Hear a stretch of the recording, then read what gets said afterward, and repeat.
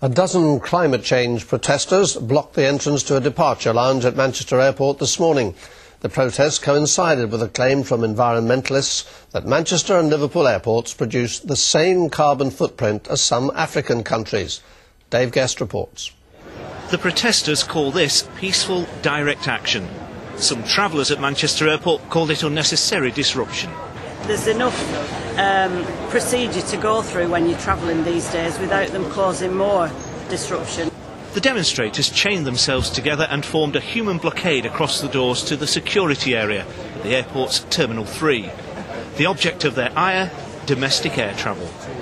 And our message to passengers today is that there are train alternatives readily available for a large number of the flights affected today. 50% of the people travelling domestically in this country are connecting through to other international destinations. And all this as another campaign group claimed today that individual UK airports are pumping out more CO2 than entire African countries. We've taken the overall emissions from aviation across the UK and we've divided that by the passenger numbers going through each airport to arrive at these figures, which frankly are quite shocking. According to the World Development Movement, Manchester Airport emits more than 3.5 million tonnes of CO2 every year. It says that's more than double the amount pumped out by the whole of Uganda.